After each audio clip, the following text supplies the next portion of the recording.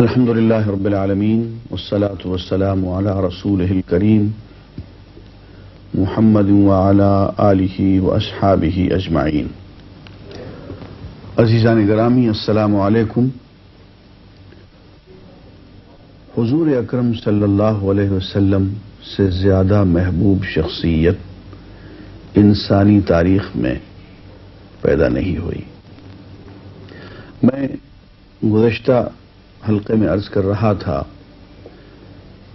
کہ سیدنا عمر رضی اللہ تعالی عنہ واقع علا کے دوران حضور اکرم صلی اللہ علیہ وسلم کی خدمت میں حاضر ہوئے تو حضور پہ کچھ پریشانی اور غم کے آثار تھے. تو سیدنا عمر نے بجائے اس کے کہ کوئی گفتگو کرتے،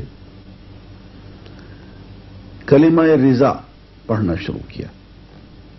رضیت باللہ ربا وبالاسلام دینا وبمحمد رسولا ونبیا، کہ میں راضی ہو گیا اللہ کے رب ہونے پہ، اور میں راضی ہوں اس بات پہ کہ اسلام ہمارا دین ہے، اور میں راضی ہوں اس بات پہ کہ محمد صلی اللہ علیہ وسلم ہمارے رسول اور نبی ہیں.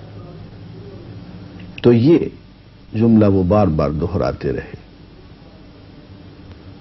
اور جب وہ بار بار یہی جملہ اونچی آواز سے کہتے رہے تو حضور اکرم صلی اللہ علیہ وسلم مسکرا دیے، اور آپ نے پوچھا عمر کہو کیا بات ہے؟ تو سیدنا عمر نے پوچھا کہ یا رسول اللہ، کیا آپ نے اپنی بیویوں کو طلاق دے دی؟ آپ نے فرمایا نہیں. اس پہ انہوں نے اللہ اکبر اونچی آواز سے کہا، بہت خوش ہوئے، کہنے لگے بس یا رسول اللہ، مجھے صحابہ کو اسی بات کی اطلاع کرنی ہے کہ صحابہ اس بات میں بہت پریشان ہیں.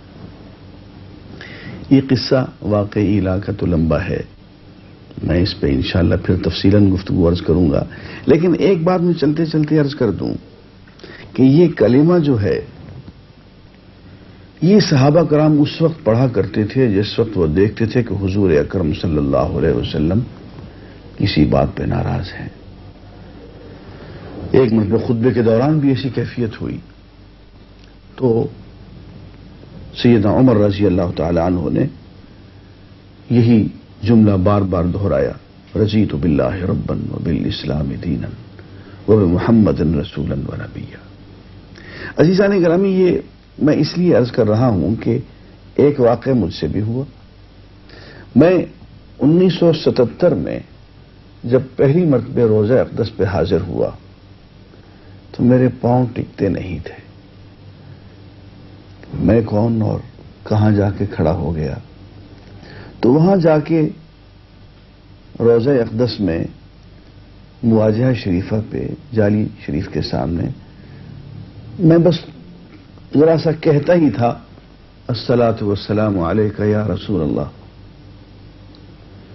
تو یوں لگتا تھا کہ میرے پاؤں لرزنے لگ جاتے ہیں اور میں اگلے ہی لمحے باہر ہوتا تھا. باہر چلا گیا. وہاں جا کے میں کبھی آئے تو حاضری دینے کے لیے، پھر آ گیا، پھر آیا، پھر صلاۃ و سلام عرض کیا، لیکن پھر پورا جسم لرزنے لگا اور ہمت نہیں پڑی، پھر باہر چلا گیا. ایسے ہی غالباً 2-3 مرتبہ ہوا. تو کمزور آدمی کے پاس سوائے اس کے اور تو کچھ ہوتا نہیں کہ وہ پھر بیٹھ کے رونے لگ جائے.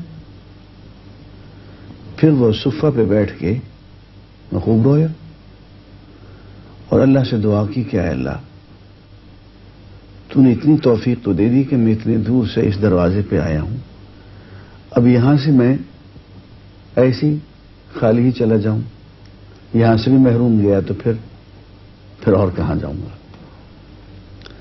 تو میں نے دعا مانگی تو مجھے یہ واقعہ یاد آ گیا کہ کلمہ رضا پڑھو، حضور مسکرا دیں گے. تو پھر تو سچی بات یہ ہے کہ میں کلمہ رضا میں نے کثرت سے پڑھا، بہت کثرت سے، اور اب جو وہاں حاضری دی تو پھر حاضری ہو گئی. پھر تو وہی ہوا کہ وہ جیسا کہ اس نے آزاد نے کہا کہ کس نے ساغر پٹکا موسم کی بے کیفی پر، اتنا برسا ٹوٹ کے بادل ڈوب چلا میں خانہ بھی۔ تو ایک نصیحت میں دوستوں کو کیا کرتا ہوں کہ حضور اکرم صلی اللہ علیہ وسلم کی خدمت میں حاضری سے پہلے یہ کلمہ رضیت باللہ ربا وبالاسلام دینا وبمحمد رسولا ونبیا، یہ کلمہ ذرا کثرت سے پڑھ کے دیکھیں اور پھر دیکھیں کہ شان رحمت کس طرح جوش میں آتی ہے۔ عزیزان گرامی، انسانی تاریخ جب ہم پڑھتے ہیں تو ہم دیکھتے ہیں کہ انسان بہت ناشکرا واقع ہوا ہے۔ حضرت نوح علیہ السلام نے زندگی کا ایک لمحہ ضائع کیے بغیر، اولو العزم من الرسل تھے، پوری زندگی 950 سال مسلسل تبلیغ و جہاد میں گزار دی، اور کل جو ان کے ہاتھ سرمایہ آیا، جن لوگوں نے اسلام قبول کیا، وہ صرف وہ لوگ تھے جو ایک کشتی میں سوار ہو گئے، 70 کے قریب لوگ، سارے ان میں مرد بھی، عورتیں بھی، بچے بھی، بوڑھے بھی، سب 70 کے قریب یہ کل سرمایہ نکلا۔ 950 سال کی شبانہ روز محنت کا، جس میں اللہ کے رسول نے ایک لمحہ بھی ضائع نہیں کیا۔ حضرت عیسیٰ علیہ السلام محبت کے پیشوا، آپ نے انسانیت کو محبت دینے میں، پیار سکھانے میں، انسانیت کو ہر نفرت اور بغض سے آزاد کرنے میں کوئی کمی نہیں چھوڑی۔ انسان کو انسان کی غلامی سے آزاد کرنے میں حضرت عیسیٰ علیہ السلام نے کوئی کمی نہیں چھوڑی۔ لیکن کل جانثار آخری لمحے پہ جو نظر آتے ہیں ان کی تعداد 12 سے زیادہ نظر نہیں آتی۔ اس میں نعوذ باللہ حضرت عیسیٰ علیہ السلام کی کوئی شان میں کمی کی بات نہیں ہے، لیکن میں تاریخ کی بات کہہ رہا ہوں کہ انسان کتنا ناشکرا واقع ہوا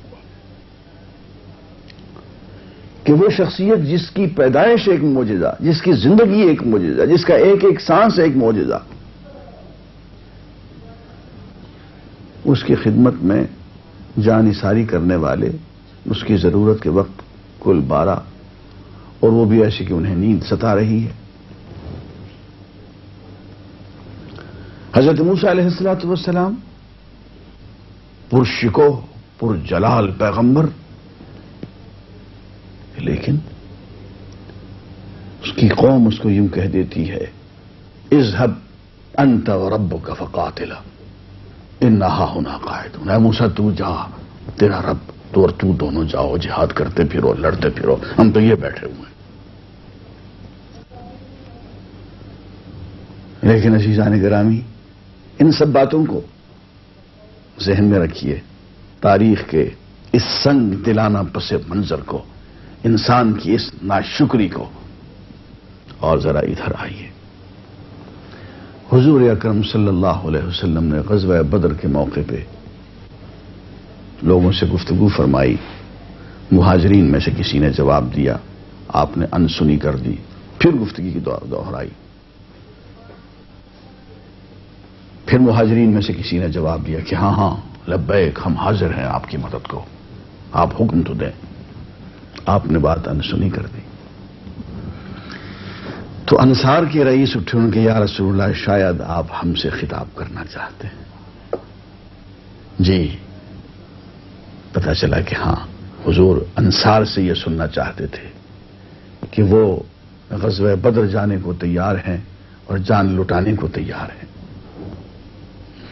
تو انصار نے جو جملہ کہا بہت خوبصورت ہے، یا رسول اللہ، ہم وہ نہیں ہیں جنہوں نے یوں کہا تھا انت وربک فقاتلا انا ہاہنا قاعدون، کہ اے موسیٰ جا، تو اور تیرا رب دونوں لڑتے پھرو، ہم تو یہ بیٹھے ہوئے ہیں۔ نہیں یا رسول اللہ، نہیں، ہم یوں کہیں گے اذهب انت وربک فقاتلا انا معک مقاتلون، ہاں چل اے اللہ کے رسول، تو بھی اور تیرا رب بھی، تم جہاں بھی چلو گے ہم تمہارے ساتھ ساتھ جان نثاری کریں گے، جنگ کریں گے۔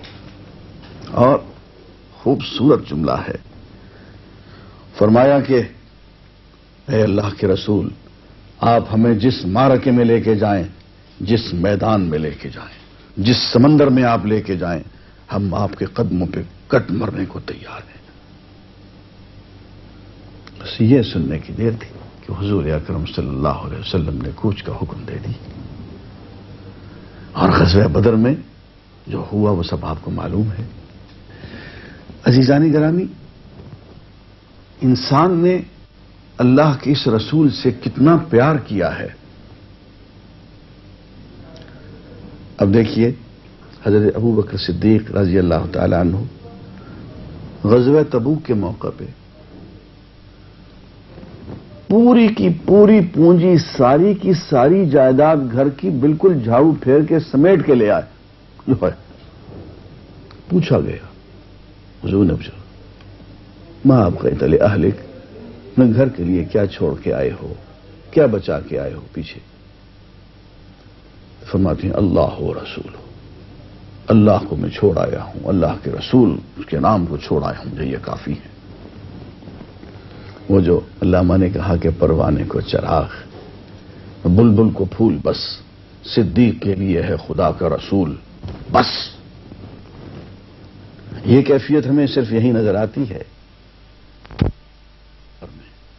رحمت للعالمین میں، رسول انسانیت میں، تاریخ میں اتنی قربانی کہ انسانوں نے اللہ کے پیغمبر کے لیے کی ہو کہیں اور نظر نہیں۔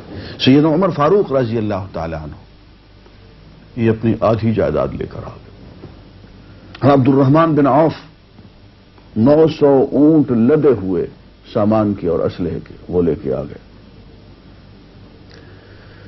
عزیزان گرامی، آج اگر ہم مسلمان ہیں اور تاریخ میں سب سے بڑی امت محمدیہ ٹھہرتی ہے تو اس کی وجہ یہ ہے کہ صحابہ نے حضور اکرم صلی اللہ علیہ وسلم کے ساتھ جی بھر کے پیار کیا ہے۔ اس سلسلے میں بعض دلچسپ واقعات پیش آتے ہیں۔ حضور اکرم صلی اللہ علیہ وسلم غزوہ تبوک پر روانہ ہو گئے۔ ایک صحابی تھے ابو خیثمہ، یہ پیچھے رہ گیا کسی وجہ سے۔ گرمیوں کے دن تھے اور مدینے میں گرمی بہت سخت پڑتی، تو ان کے اہل خانہ نے گھر میں خوب چھڑکاؤ کیا، ٹھنڈے پانی کا انتظام کیا، اچھی خوراک کا انتظام کیا، گھر میں تھوڑا ٹھنڈا۔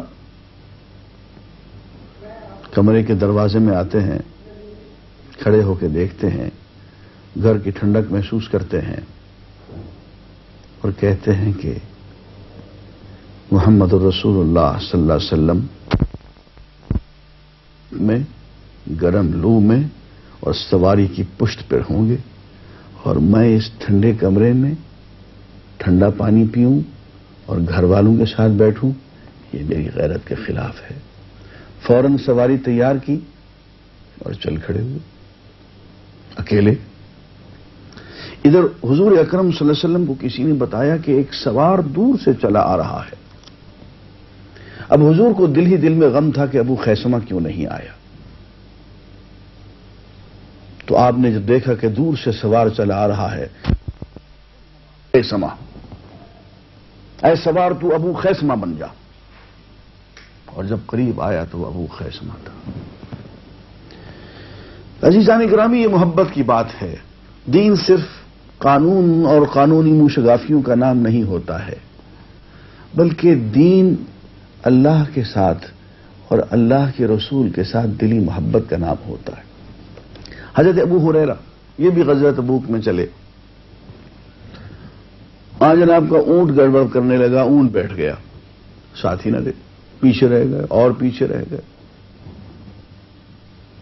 پیدل چل پڑے اور سینکڑوں میل فاصلہ پیدل چل کے طے کیا اور حضور کے لشکر سے جا ملے۔ عزیزان گرامی، اس گرم ریت اور لو میں پیدل چلتے ہوئے اسلامی لشکر تک جا پہنچنا جہاں پہ کہ اونٹ اور گھوڑے ہوں اور سواریاں ہوں، کس رفتار سے یہ شخص چلا ہوگا؟ لگتا یہ ہے کہ پیدل چلنے کی بجائے یہ شخص بھاگتا رہا ہوگا اور آخر حضور تک پہنچ گیا۔ ایک طبقہ تھا جسے بکائین کہا جاتا ہے۔ یہ وہ لوگ تھے کہ انہوں نے شام و سحر رونے رونے میں گزار دیے۔ حضور اکرم صلی اللہ علیہ وسلم کی خدمت میں حاضر ہوئے کہ یا رسول اللہ، ہم بھی جہاد پہ جانا چاہتے ہیں، تبوک جانا چاہتے ہیں۔ اب تبوک کا سفر سفر عسرت کہلاتا ہے، تنگی کا سفر، کہ ذرائع و وسائل نہیں تھے، سواریاں نہیں تھیں، پورا اسلحے کا سامان نہیں تھا، لیکن چونکہ ایک چیلنج آ گیا تھا سلطنت روم کی طرف سے کہ وہ حملہ آور ہونے والی ہے مدینہ منورہ پہ، تو آپ نے اس چیلنج کا مقابلہ کرنے کے لیے بجائے سے کہ وہ آ کے حملہ کریں، آپ خود ان کی سرحد پہ جا پہنچے اور سرحد پہ آپ وہاں 20 دن تک بیٹھے رہے کہ ہے اگر کسی میں تو آئے پھر لڑ لیں۔ 30,000 کا لشکر آپ لے کے گئے۔ تو بہت سے صحابی ایسے تھے کہ انہوں نے حضور کی خدمت میں آ کے عرض کیا کہ یا رسول اللہ، ہمارے پاس تو سواری ہے نہیں، جانا ہم ضرور قربانی کرنا چاہتے ہیں، جان لٹانا چاہتے ہیں، جو کچھ ہمارے پاس ہے وہ تو یہ ہے، ہم لے آئے ہیں، یہ ہماری کل متاع ہے اور یہ ہماری جان ہے، یہ سب حاضر ہے، ہمارے لیے سواری کا بندوبست کر دیجئے۔ تو حضور اکرم صلی اللہ علیہ وسلم نے دیکھا تو بہت سے لوگوں کے لیے آپ سواری کا بندوبست نہ کر پائے اور آپ نے معذرت فرما دی۔ تو یہ لوگ روتے ہوئے چلے گئے اور ادھر حضور اکرم صلی اللہ علیہ وسلم غزوہ تبوک کی طرف روانہ ہو گئے اور ادھر انہوں نے صبح اور شامیں اپنی رونے میں کھپا دی، اور انہیں بکاؤن کہا جاتا ہے، رونے والے، کثرت سے رونے والے لوگ۔ اور ان کے بارے میں حضور اکرم صلی اللہ علیہ وسلم نے فرمایا اور غزوہ تبوک کے دوران فرمایا کہ اے لوگو، کچھ لوگ ایسے ہیں کہ بے سر و سامانی کی وجہ سے، سواری کی وجہ سے وہ ہمارے ساتھ نہیں آ سکے ہیں، ان کو اس کا بہت غم ہوا ہے، بہت صدمہ ہوا ہے، اور وہ میرے ہاں سے روتے ہوئے گئے ہیں اور وہاں پہ بھی مسلسل رو رہے ہیں۔ دیکھو، کوئی وادی ایسی نہیں ہے جس کو کہ تم عبور کرو، کوئی گھاٹی ایسی نہیں ہے کہ جس کو تم عبور کرو، کوئی چڑھائی ایسی نہیں ہے کہ جس پہ تم چڑھو، کوئی اترائی ایسی نہیں ہے جس سے کہ تم اترو، مگر یہ کہ وہ لوگ ہر جگہ، ہر وادی میں، ہر گھاٹی میں، ہر چڑھائی پہ، ہر اترائی پہ ہمارے ساتھ ساتھ ہے۔ صرف ان کی نیت کی وجہ سے، ان کے جذبے کی وجہ سے اور ان کے مسلسل رونے کی وجہ سے اللہ تعالیٰ انہیں جہاد کا اجر دے رہے ہیں۔ عزیزان گرامی، کچھ لوگ ایسے بھی تھے جو کہ نہ جا سکے اور ان کے پاس کوئی عذر نہیں تھا، سواریاں موجود تھیں لیکن غفلت طاری ہو گئی۔ حضور اکرم صلی اللہ علیہ وسلم جب تبوک سے واپس تشریف لائے تو لوگوں نے طرح طرح کے عذر کیے، اس میں منافقین تھے، انہوں نے طرح طرح کے عذر کیے، صاحب وہ بیوی بیمار تھی، وہ صاحب خود میں بیمار پڑ گیا، وہ صاحب یہ ہو گیا، وہ فلاں حادثہ ہو گیا، فلاں صدمہ گزر گیا، اس لیے نہیں آ سکے اور آپ کی خدمت میں تبوک کے غزوے میں ہم شریک نہیں ہو سکے۔ تو حضور اکرم صلی اللہ علیہ وسلم تمام لوگوں کے عذر سنتے رہے اور خاموشی سے ہر ایک کو رخصت کرتے رہے، لیکن 3 افراد ایسے آئے کہ انہوں نے کہا یا رسول اللہ، عذر کوئی نہیں، ہیلا بہانہ کوئی نہیں، سواری موجود تھی، ہم آپ کے ساتھ جا سکتے تھے، بیمار ہم نہیں تھے، کوئی عذر شرعی ایسا نہیں تھا جو ہمیں روکتا، ہمیں صرف ہمارے نفس کی غفلت نے روک دیا۔ تو حضور اکرم صلی اللہ علیہ وسلم نے ان سے کہا کہ تم اللہ کے حکم کا انتظار کرو، اللہ کا جو حکم آئے گا اس کے مطابق دیکھیں گے، اور ان کو آپ نے اس طرح سے رخصت نہیں کیا کہ ہاں ٹھیک ہے میاں، جیسے منافقین کو آپ نے چلتا کیا، ان کے بارے میں کہا کہ میاں تم رک جاؤ۔ ان کے بارے میں اللہ کا حکم آیا کہ ان کا سوشل بائیکاٹ کیا جائے. لوگوں نے ان سے گفتگو بند کر دی. کعب بن مالک کہتے ہیں کہ میرے قریب ترین دوست، میرے قریب ترین رشتہ دار، جب میں ان کے سامنے آتا تھا انہیں السلام علیکم کہتا تھا تو وہ جواب نہیں دیتے تھے. میں ان سے کوئی گفتگو کرتا تھا، مجھے وہ جواب نہیں دیتے تھے. آخر میں نے اپنے عزیز ترین ایک چچیرے بھائی سے کہا کہ تم جانتے ہو کہ میں منافق نہیں ہوں، میں اللہ کے رسول کا وفادار ہوں، تم مجھ سے بات کیوں نہیں کرتے ہو؟ انہوں نے کہا اللہ و رسولہ اعلم، بس اتنا کہا. اس کے علاوہ انہوں نے اور مجھ سے گفتگو نہیں کی. اور حد یہ کہ کچھ عرصے کے بعد تو یہ حکم آ گیا کہ بیویوں سے بھی علیحدگی ہو جائے. تو میں نے پوچھا کہ یا رسول اللہ ہم طلاق دے دیں؟ نہیں، صرف علیحدہ ہو جاؤ. بیویاں بھی بائیک آؤٹ کریں گی. تو 53 دن تک سوشل بائیک آؤٹ. قرآن میں حتی ضاقت علیہم الارض بما رحبت، زمین اپنی کشادگی کے باوجود ان 3 آدمیوں پہ سخت ہو گئی. اور کعب بن مالک کہتے ہیں کہ اس زمانے میں مجھے شاہ غسان کی طرف سے ایک پیشکش بھی ہو گئی کہ پتہ چلا ہے کہ تمہارے آقا نے تم سے بہت ناقدری کا سلوک کیا ہے، تم ہمارے ہاں چلے آؤ. کہتے ہیں وہ خط میں نے فوراً تنور میں ڈال دیا کہ یہ ایک اور مجھ پہ آزمائش آن پڑی ہے. عزیزان گرامی، 53 روز کے بعد اللہ تعالیٰ نے ان کی معافی کا اعلان فرمایا اور وہ قرآن مجید میں موجود ہے. وعلی ثلاثۃ الذین خلفوا وہ سورہ توبہ کے اندر.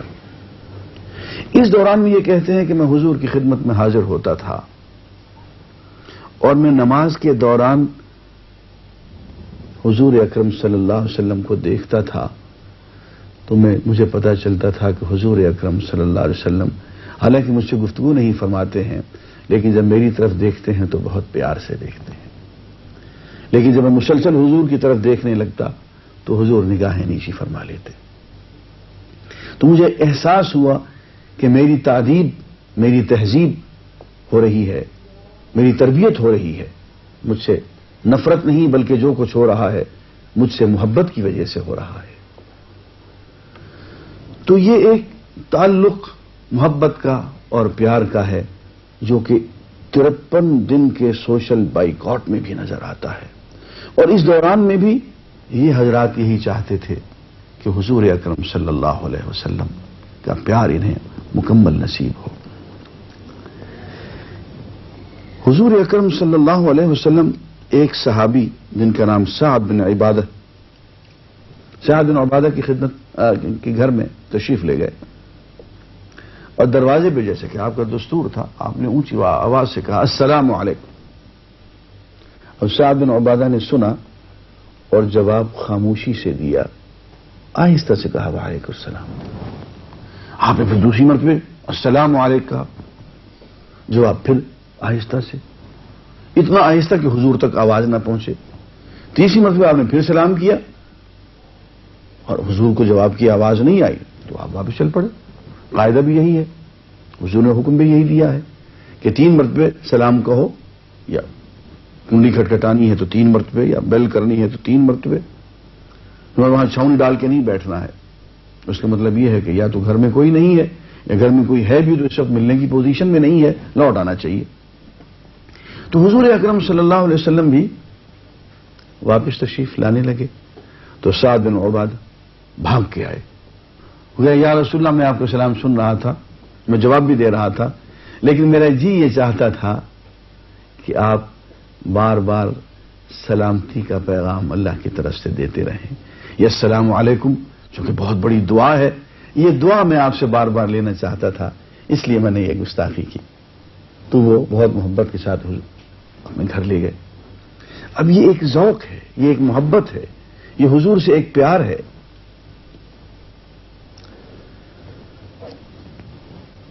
اب عزیزان گرامی میں ایک ایسے نظارے کی طرف آتا ہوں جو انتہائی جذباتی نظارہ ہے.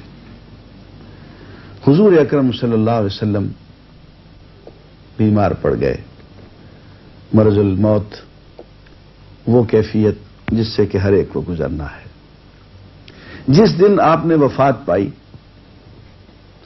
آپ صبح کے وقت آپ نے اپنا پردہ ہٹایا حجرہ شریفہ کا. اس وقت نماز فجر ہو رہی تھی. صحابہ کرام مسجد نبوی میں نماز فجر پڑھ رہے تھے. حضرت ابو بکر صدیق رضی اللہ تعالی عنہ امامت فرما رہے تھے.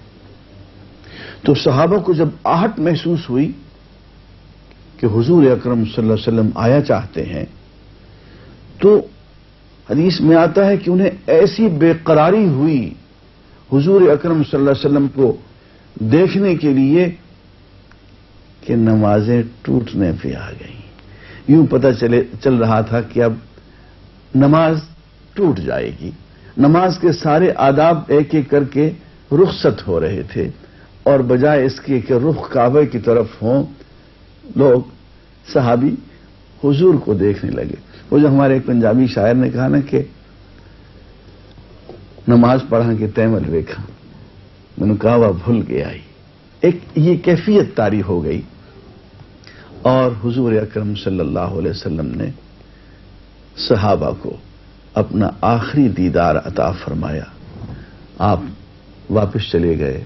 آپ نے پردہ گرا دیا، اور سچی بات یہ ہے کیا پردہ گرایا، آپ خود ہمیشہ کے لیے پردے میں چلے گئے. اور صحابہ کرام اس کے بعد آپ کی صورت مبارک کو ترستے رہے. لیکن عزیزان گرامی ایک بات ہے کہ اس موقع پہ سیدنا ابو بکر صدیق لوٹنے لگے، واپس آنے لگے کہ حضور تشریف لا رہے ہیں اور حضور امامت کرائیں گے. تو آپ نے اشارے سے ابو بکر صدیق رضی اللہ تعالیٰ عنہ کو روک دیا اور کہا کہ نہیں، تم یہ نماز پڑھاتے رہو. آپ نے ان کی امامت کی تصدیق فرما دی اور تشریف لے آئے. کہاں تشریف لائے؟ سیدہ عائشہ رضی اللہ تعالی عنہا کے حجرے میں، جو ابو بکر صدیق کی بیٹی ہیں. اور سیدہ عائشہ کہتی ہے کہ مجھے اس بات پہ فخر ہے کہ حضور اکرم صلی اللہ علیہ وسلم نے میرے کمرے میں اور میری گود میں وفات پائی. کیا شان ہے اس باپ کی اور اس بیٹی کی، جس باپ کو حضور نے امامت پہ کھڑا کر دیا، اور جس بیٹی کے کمرے میں اور جس کی گود میں آپ نے اپنا آخری سفر مکمل کیا. وآخر دعوانا الحمدللہ رب العالمین.